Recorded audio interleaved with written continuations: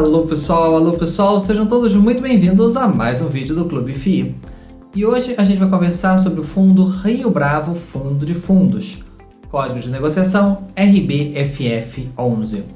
É um fundo já um bocado antigo, tem cerca de 7 anos de existência, não na Rio Bravo, ele pertencia a uma outra casa.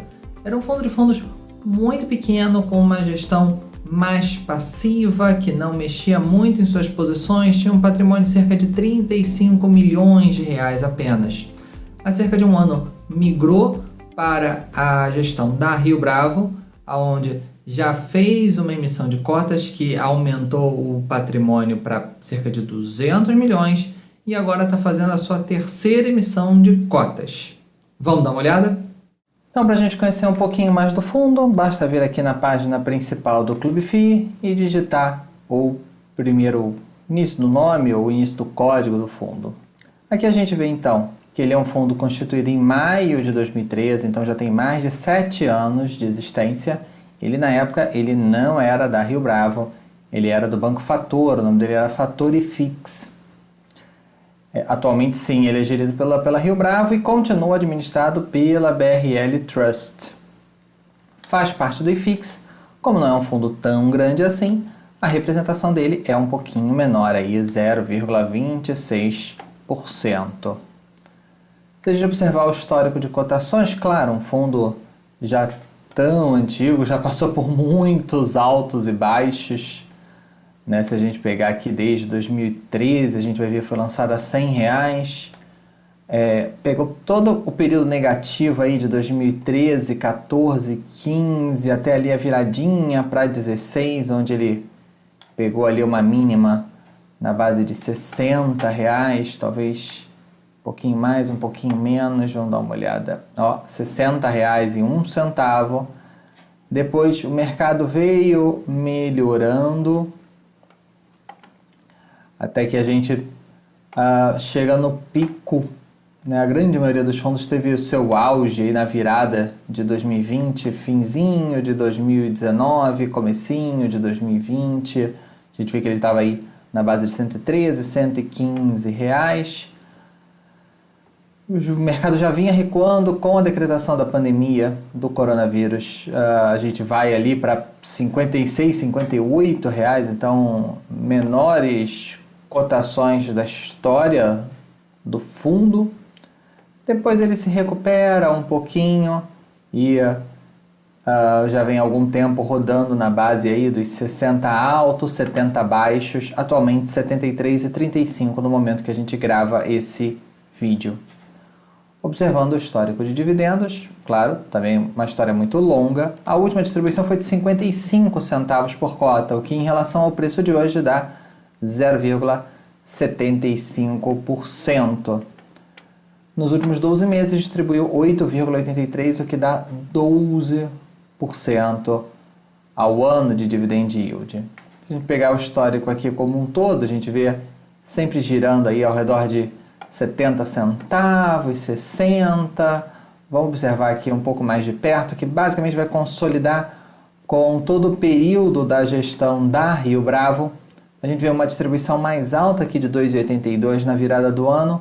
Aqui era uma distribuição dos resultados acumulados. O fundo não veio distribuindo apenas parte do seu resultado. O pessoal da gestão foi fazendo um caixa e aí na virada do ano fez uma distribuição mais alta. E depois a gente também teve a emissão de cotas, então naturalmente tem uma queda no resultado também junto com a pandemia e tudo mais. Mas nos últimos meses distribuindo aí 52, 55 centavos por cota.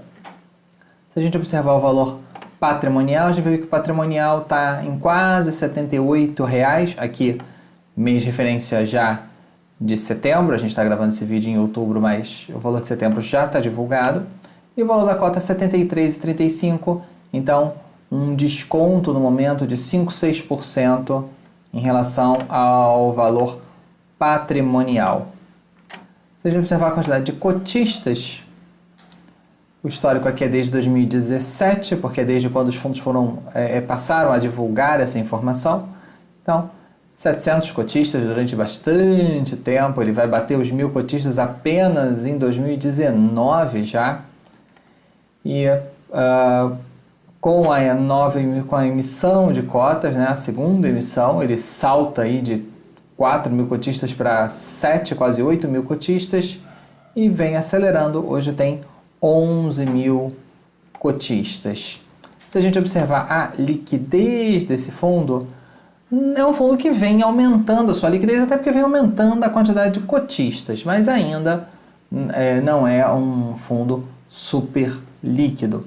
Então, se a gente pegar o volume financeiro no mês passado, ou seja, mês de setembro, a liquidez foi de cerca de R$670 mil por dia. Esse mês de outubro está até com a liquidez um pouquinho mais alta. Se a gente pegar, claro, pegar históricos lá atrás, o mercado como um todo era muito ilíquido. Então a gente vê um mês inteiro com menos de 200 negociações, 300 negociações, uma média diária de R$40 mil apenas. Se a gente pegar, vamos pegar aqui o último ano, a gente vê que a liquidez também era restrita, né? Minha média diária ia abaixo de 100 mil reais, né, por dia. Com a oferta, há uma explosão de liquidez, mas mesmo assim, depois que essa poeira baixa, digamos assim, a gente já tem um patamar de 300, 1.500, 600 e agora em outubro quase aí R$1 milhão por dia. Se a gente observar a quantidade de negociações, claro, também é uma quantidade um pouco menor de negociações do que a gente está acostumado a ver em fundos do IFIX, né? Nenhum mês bateu sequer 10.000 negociações, muita coisa rodando até abaixo de 5.000 negociações por mês. Então, se a gente estimar cada mês com 20 dias úteis aproximadamente, mesmo aqui nos meses mais fervilhantes, digamos assim, a gente tem 400 negócios por dia. Então, para quem de repente vai entrar com uma posição maior, faz todo sentido dividir essa entrada ou essa saída também, para quem estiver querendo sair, em vários pedacinhos para poder ir fazendo suas compras ou vendas de maneira mais pingadinha. A gente também pode ver aqui que esse fundo ele tem o espaço RI. Então, todos os fundos da Rio Bravo, né? A Rio Bravo tem essa parceria com o Clube FI de abrir o espaço de relação com investidores. Então, você pode mandar a sua pergunta que a equipe da Rio Bravo vai responder. Você pode ver aqui, por exemplo, a última pergunta foi perguntada num dia, no outro dia já estava com a resposta pronta. Então, para quem quiser, pode mandar a sua pergunta aqui que o pessoal da Rio Bravo responde.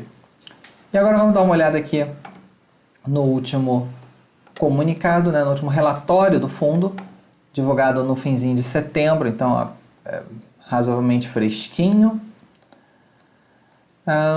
Ele tem sempre aqui uma análise um pouco mais macroeconômica, né, tanto do Brasil quanto do mundo, possíveis repercussões disso no mercado imobiliário e tudo mais. Fazendo uma comparação aqui entre o dividend yield, né, do RBFF, comparando com outros fundos semelhantes. Aqui ele mostra uma coisa que poucos fundos mostram, o quanto ele tem de ganho de capital não realizado. Ou seja, se ele quisesse nesse momento, né, ele se refere aqui ao mês de agosto, se ele quisesse no mês de agosto liquidar todas as posições, vender tudo, ele tem um lucro acumulado ali de 1,83 real por cota. Obviamente ele não pode distribuir isso de imediato porque ele não vendeu as suas posições, mas é um lucro que está acruado, que está acumulado. Aqui ele mostra as receitas e despesas. Um fundo de fundos tem uma operação relativamente simples. Aqui, o que é receita recorrente, ou seja, o que é dividendos dos fundos investidos, o que é ganho de capital. É importante a gente entender que esse ganho de capital pode não se repetir, tanto é que aqui a tendência é ser mais estável. Claro que os fundos investidos podem distribuir um pouco mais, um pouco menos, mas naturalmente nosso mercado tende a ser um pouco mais estável nas suas distribuições. Já o ganho de capital não, vai depender realmente da habilidade do gestor de comprar barato e vender a um bom preço e também do momento de mercado assim permitir. Ele tem aqui o total de despesas do fundo e o resultado do mês de 29 centavos. E esse fundo ele opta pela linearização dos rendimentos, ou seja, no mês de resultados maiores, ele talvez não distribua todo o seu resultado, vai fazer um caixa.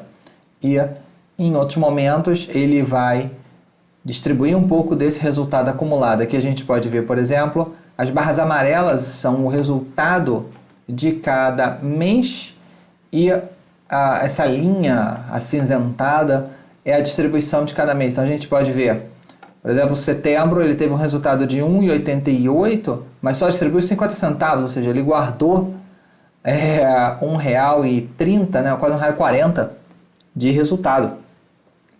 Mesma coisa em outubro e novembro, onde teve resultado de 1,23, 1,33 e não distribuiu nem perto disso. Aí em dezembro, sim, o resultado foi até um pouco menor, 61 centavos, mas ele distribuiu R$2, quase R$3, com base nesse acumulado. Mesma coisa, janeiro e fevereiro, resultados mais altos, porém não distribuiu todo esse resultado.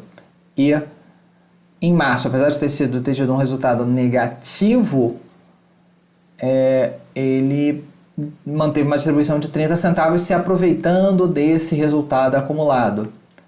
E por aí vai. Então a gente pode ver aqui, apesar dos resultados poderem ser maiores ou menores, o gestor opta por tentar amortecer essas variações fazendo essa gestão do resultado. Lembrando que todo fundo é obrigado a distribuir no mínimo 95% do resultado semestral. Então no mês de junho para julho e dezembro para janeiro, ele tem que distribuir praticamente qualquer resultado que ele tenha acumulado, como ele fez ano passado.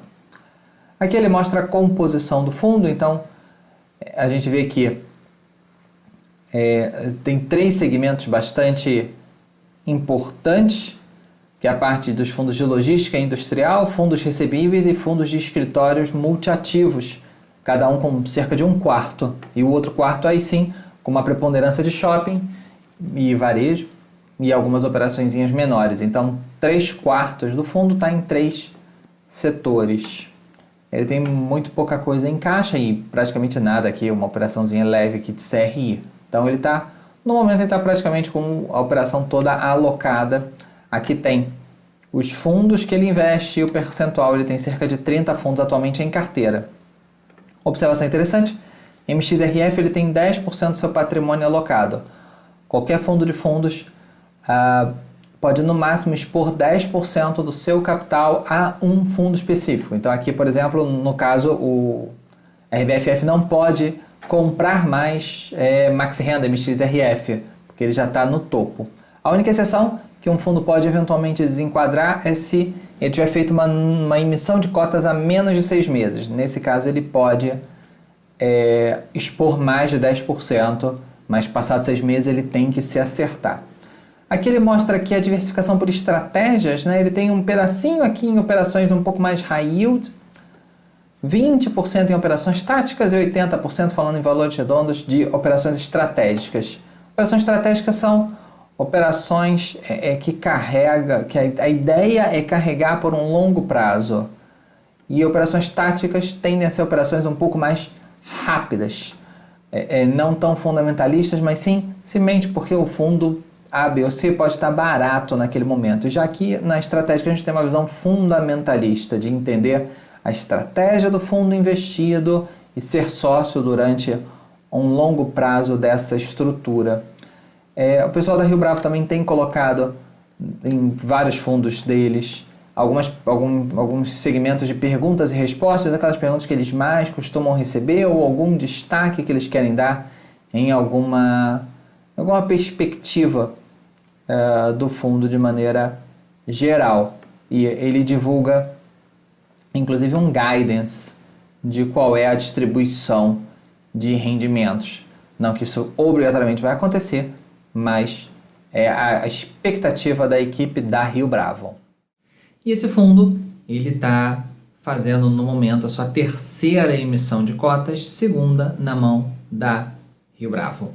Não é, obviamente, o foco desse vídeo falar dessa emissão, detalhar essa emissão, uma emissão que está, assim, gerando um bocado de polêmica, porque o fundo ele está negociando com desconto sobre o seu valor patrimonial e a emissão está saindo a preços abaixo do valor de mercado, ou seja, com um desconto significativo perante o valor patrimonial, o que tem incomodado alguns cotistas.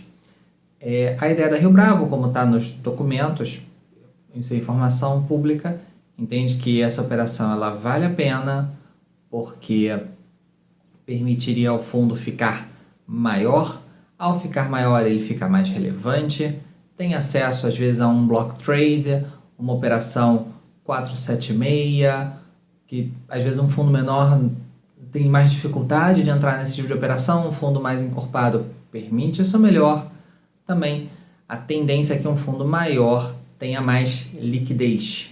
E isso é fácil de ver, historicamente isso é provado. Um fundo menos líquido tende a apanhar um pouco, tende a ficar um pouco mais depreciado, porque o mercado coloca ali um preço de risco da necessidade de precisar ter mais tempo para entrar ou sair de uma posição. Um fundo mais líquido dá mais agilidade e acaba atraindo o interesse de alguns grandes investidores. Então, esse é o racional da Rio Bravo.